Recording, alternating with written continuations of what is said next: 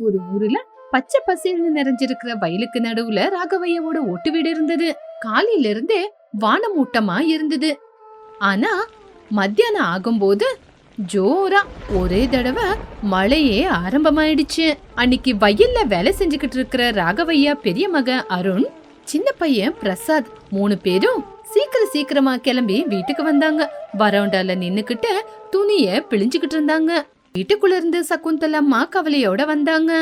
ஐயோ, என்னங்க இந்த மானம், காலையில பாக்கும்போது மழை வர மாதிரியே இருக்குல்ல, ஆனா இப்ப பார்த்தா இப்படி மழை வந்துருச்சு. ஐயோ, 3 பேரும் நனைஞ்சு போயிட்டீங்களா? என்ன பண்றது சகுந்தலா, இயற்கைய யாராலையும் மாத்த முடியாது. வயல்ல வேலைய பாதியிலேயே நிறுத்திட்டோம், இதுக்கப்புறம் மறுபடியும் போக முடியாது. ஆமாமா, வயல் முழுக்க ஒரே சேரு, கால் வேற மாட்டிக்கிட்டு இழுக்க முடியல, எல்லா பக்கமும் தண்ணி தான். அப்பா, எனக்கு மழைன்னா ரொம்ப பிடிக்கும், ஆனா மழையில நனைஞ்சு போய் இப்படி சேரா இருக்கிறது எனக்கு பிடிக்காது, நான் போய் குளிச்சிட்டு வரேன்.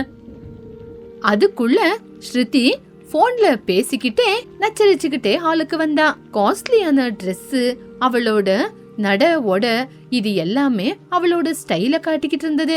அவளோட பின்னாடியே மருமகளான அஞ்சலி 3 டவலை கையில வச்சுக்கிட்டு வந்துகிட்டு இருந்தா.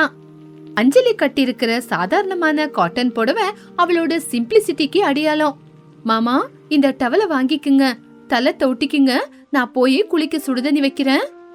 ஆமாமா அஞ்சலி, இந்த மழையில சுடுதண்ணில குளிச்சாதான் உடம்புக்கு எதமா இருக்கும். அப்பா, சாரி ஆண்டி, என்ன இந்த வீடு முழுக்க வெறும் சேரா இருக்கு? அப்பப்பா, எனக்கு இந்த மழையெல்லாம் பிடிக்காது. இதே எங்க வீட்லயா இருந்திருந்தா என்னதான் மழை வந்தாலும் ஏசில உக்காந்துக்கிட்டு சீரியல் பாத்துக்கிட்டு படுத்துக்கிட்டு இருப்பேன். ஆனா இங்க இந்த மழை சேரு என்னால நாத்தம் தாங்க முடியல. கிராமம் அப்படின்னா, வயல்ல வேலை செய்யறவங்க அப்படின்னா இந்த மாதிரி சேராகிறது சகஜமா? இதுக்கெல்லாம் இப்படி சொன்னா சரியா?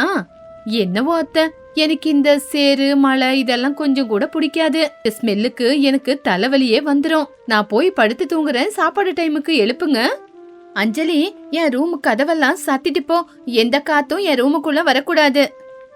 சரி ஸ்ருதி, நீ போ, நான் கதவை சாத்துறேன் அப்படின்னு சொன்ன உடனே ஸ்ருதி அங்கிருந்து கிளம்பி போயிட்டா. பிரசாந்த் கூட பொண்டாட்டி பின்னாடியே போயிட்டான். ராகவையா அருண் 2 பேரும் குளிக்கிறதுக்காக போனாங்க. ஹால்ல சகுந்தலா அஞ்சலி 2 பேரும் தான் இருந்தாங்க. மழை மறுபடியும் அதிகமாயிட்டே போச்சு. இல்லன்னு காத்து மறுபடியும் வீட்டுக்குள்ள வந்துகிட்டு இருந்துச்சு. பாத்தியாமா அஞ்சலி, பெரிய பணக்கார வீட்டு பொண்ணு, அந்த மண் வாசனை அவளுக்கு பிடிக்கலையாமா.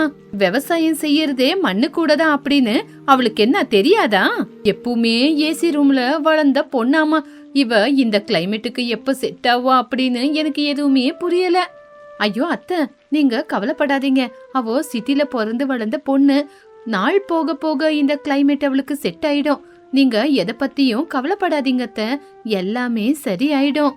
அம்மா அஞ்சலி, உன்னை பார்த்தா எனக்கு பெருமையா இருக்குமா. நீ உன் வீட்ல இருந்து எந்த விதமான சொத்து பத்தும் கொண்டு வரலனாலும் சமாதானம் நல்ல குணத்தை கொண்டு வந்திருக்க.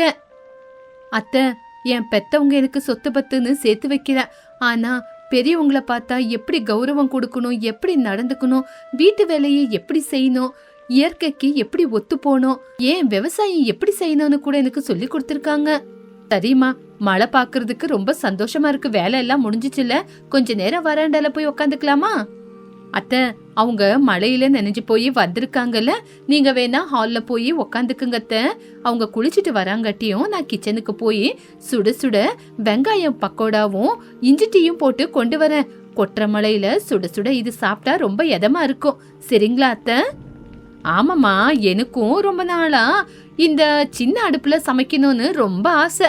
இவ்வளோ நாடா அடுப்புலயே சமைச்சுக்கிட்டு இருந்தால, சரிம்மா உனக்கு நான் உதவி செய்யறேன் அப்படி சொன்ன உடனே அஞ்சலி ஒரு சின்ன ஸ்டவ்வ கொண்டு வந்து ஹால்லயே வச்சா. வரண்டால சகுந்தலமாவும் கூட உக்காந்துக்கிட்டு வெங்காயத்தை சின்ன சின்னதா கட் பண்ணி மருமகளுக்கு கொடுத்துட்டு இருந்தாங்க. பக்கோடாவை எண்ணெயில போடும்போது வர சத்தம், மழை சத்தம், இது 2மே சேர்ந்து மழைக்கே அற்புதமா இருந்தது. அஞ்சலி மாவுல வெங்காயம் உப்பு எல்லாத்தையும் கலக்குனா. அம்மா அஞ்சலி, உனக்கு நான் ஒரு விஷயம் சொல்லட்டா? இதையெல்லாம் நீ செஞ்சுக்கிட்டு இருக்கும்போது எனக்கு சின்ன வயசுதான் ஞாபகம் வருது. ஏன்னா எங்க அம்மா கூட கொற்ற மலையில இதே மாதிரிதான் சுட சுட எங்களுக்கு கெவுரு மாவு தோசை சுட்டு கொடுப்பாங்க. ஆமா அத்தை, எங்க வீட்லயும் மழை வந்தா பெரிய பண்டிகை தான் போங்க. மழை வந்தா அப்பா வேலைக்கு போக மாட்டாரு, அம்மா சமைச்சு கொடுப்பாங்க. அப்பதான் டிவி போனு எதுவுமே இல்லையே, எல்லாரும் உக்காந்துக்கிட்டு சந்தோஷமா பேசிக்கிட்டு இருப்போம். ஆமாமா, பணம் இருந்தா இந்த மாதிரி சின்ன சின்ன சந்தோஷங்கள்லாம் கிடைக்காது.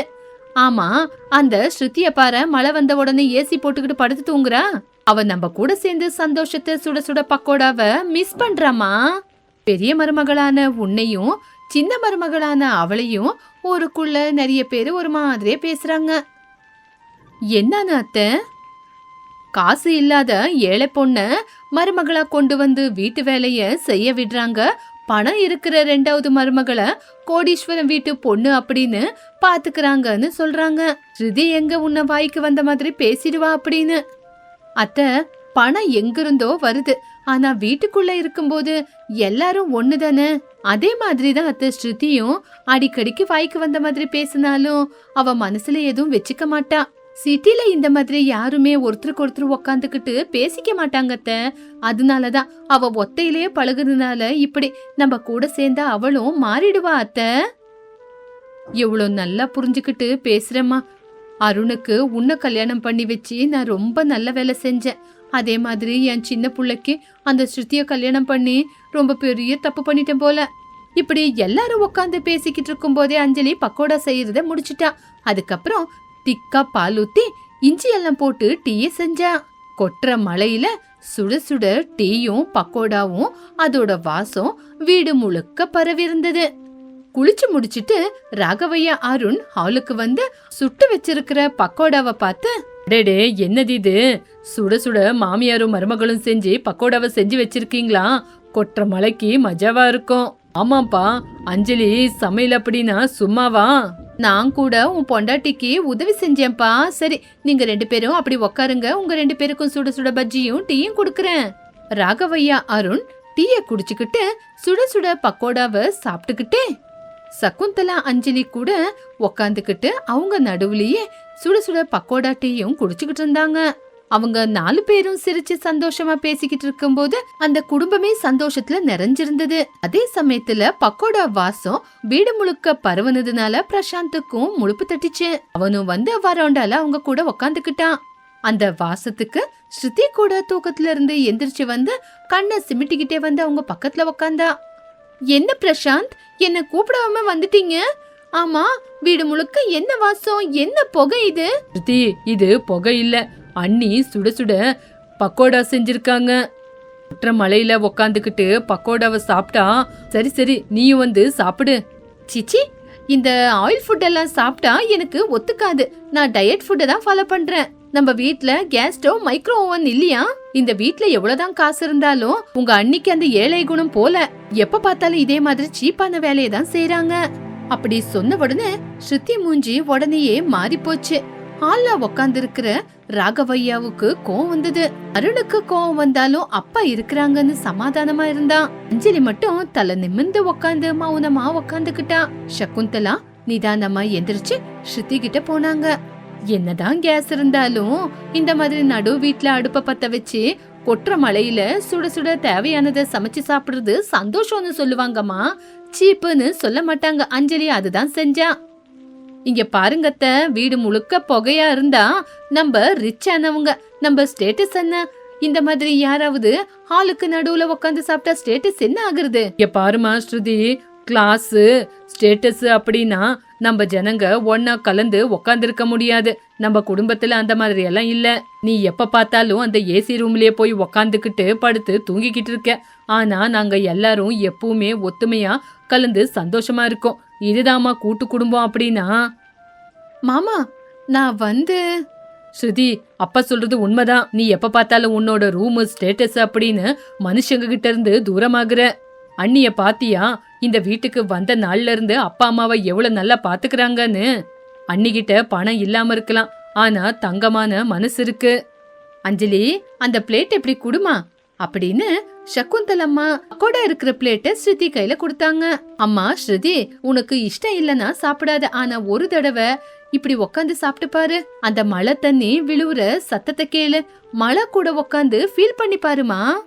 இந்த சுக்குட்டிய குடி, அதுக்கப்புறம் உனக்கு ஒன்னும் தோணலன்னா போய் படுத்து தூங்கு. அப்படி சொன்ன உடனே ஸ்ருதி வந்து சேர்ல உக்காந்தா. வெளிய மழை ஜோரா ஊத்திக்கிட்டு இருந்தது. சில்லுன்னு அடிக்கிற காத்து அவ மூஞ்சிக்கு பட்டுச்சு. நிதானமா அவ பார்வை வெளிய போச்சு. உடனே சுட சுட பக்கத்துல இருந்த டீ கப்ப கையில எடுத்தா. அந்த குளிருக்கு அந்த சூடு நல்லா எதமா இருந்தது. ஒரு முடக்கு குடிச்ச உடனே அவ முகத்துல ரொம்பவே தெளிவு வந்தது. அக்கா, டீ உண்மையிலேயே ரொம்ப அற்புதமா இருக்கு. நான் எவ்வளோ பெரிய சிட்டில இருந்திருக்கேன், எந்த கெஃபேலையும் இந்த மாதிரி டீயை நான் குடிச்சது இல்லக்கா. சுட சுட டீ குடிக்கும்போது போன உயிர் திரும்பி வர மாதிரி இருக்கு. ஆமா, இதுல அப்படி என்னக்கா போட்டீங்க? ஸ்ருதி, இதுல இஞ்சி ஏலக்காய் என்னோட அன்புதான் போட்டேன். அந்த வார்த்தையை கேட்ட உடனே ஸ்ருதி மனசுல ஆழமா இறங்கிச்சு. தான் இவ்வளவு நேரம் அஞ்சலிய எவ்வளோ கேவலப்படுத்தி பேசினாலும் அஞ்சலி அத பத்தி ஒரு வார்த்தை கூட கேட்காம இவ்வளோ சமாதானமா பேசுறாங்கன்னு பார்த்தா கண்ணுல கண்ணீர் வந்துச்சு. பிளேட்ல இருந்து பக்கோடா எடுத்து சாப்பிட்டு பார்த்தா. அத்தை, மாமா, என்ன மன்னிச்சிடுங்க. என்னோட வளர்ப்பு எப்பவுமே நான் காஸ்ட்லியா ஃபுட்டை தான் சாப்பிடணும், ஹை கிளாஸ்ல தான் இருக்கணும் அப்படின்னு தான் நான் வளர்ந்துட்டேன். அதனாலதான் இத்தனை நாளா உங்க எல்லாரும் மனசு நோகுற மாதிரி நான் நடந்துக்கிட்டேன். இதுல உன் தப்பு எதுவுமே இல்லம்மா, இப்ப புரிஞ்சுக்கிட்டல, அது போதும். பிரசாந்த், நீங்களும் என்ன மன்னிச்சிடுங்க. நான் எப்ப பார்த்தாலும் உங்களை என் ரூம்லயே வச்சுக்குவேன், மத்தவங்க கூட கலந்து பேச கூட விட மாட்டேன். அக்கா, நீங்க ஏழை வீட்ல இருந்து வந்தீங்க, உங்களுக்கு எதுவுமே தெரியாது, எனக்கு மட்டும்தான் எல்லாம் தெரியும்னு கர்வப்பட்டேன். ஆனா வாழ்க்கைன்னு என்ன, அன்புன்னு என்னன்னு உங்களுக்கு தெரிஞ்ச அளவுக்கு எனக்கு தெரியாதுக்கா. உங்களை கேவலப்படுத்தி பேசினதுக்கு என்ன மன்னிச்சிருங்கக்கா. ஐயோ பைத்தியக்காரி பொண்ணு, அக்கா தங்கச்சிங்கக்குள்ள இந்த மன்னிப்பு எதுக்கு? நீ எப்பவுமே என்னோட தங்கச்சி தான். இதுக்கப்புறம் நம்ம 2 பேரும் சேர்ந்து எல்லா வேலையும் செய்யலாம். அப்பா பாத்தீங்களா, இந்த மழை நம்ம வயல மட்டும் இல்ல, வீட்டுக்குள்ள நம்ம ஜனங்களோட மனசையும் கழுவிடுச்சு. ஆமாமா, பணம் அப்படிங்கறது ஒரு அவசியம் மட்டும்தான், அதுவே மனுஷன் கிடையாது. அஞ்சலி அவளோட சிம்பிளிசிட்டினால ஸ்ருதிய மாத்திட்டா. ஸ்ருதி தன்னோட தப்ப புரிஞ்சுக்கிட்டு அவ நல்ல மனச மாத்திக்கிட்டா. 2 மருமகங்க என்னோட 2 கண்ணுங்க. இதுக்கப்புறம் எனக்கு எந்த பிரச்சனையும் இல்ல. அக்கா, எனக்கு இந்த பக்கோடா பத்தல, நானும் உங்களுக்கு உதவி செய்யறேன். அத்தை, நீங்க அந்த வெங்காயத்தை கட் பண்ணி கொடுங்க, நானும் அக்காவும் சேர்ந்து 2 பேரும் பக்கோடா போடுறோம். அடடே பரவாயில்லையே, சொன்ன உடனே மாறிட்டியே அப்படின்னு அவங்க 2 பேரும் ஹாலியே அடுப்ப வச்சு அஞ்சலி அவளோட பட்டு புடவைய மெல்ல மேல தூக்கி சொருவிக்கிட்டு 2 பேரும் சேர்ந்து பக்கோடா செய்ய ஆரம்பிச்சாங்க. அஞ்சலி மாவை கலந்துகிட்டு இருந்தா, ஸ்ருதி பக்கோடாவை போட்டுக்கிட்டு இருந்தா. அவங்க 2 பேரும் சந்தோஷமா சிரிச்சு பேசிக்கிட்டு இருந்தாங்க. சகுந்தலா, ராகவையா, அருண் எல்லாரும் சேர்ந்து அவங்க 2 பேரை பார்த்து சந்தோஷப்பட்டாங்க. இப்படி இருக்கும்போது வெளிய மழை குறைஞ்சுக்கிட்டே வந்தது. ஆகாயத்துல வானவில் கண்டது. அதே மாதிரி அந்த வீட்ல ஏழை பணக்கார அப்படிங்கிற தோற்றமே இருக்கல. அவங்க வீட்ல அன்பான வானவில் நிறைஞ்சிருந்தது.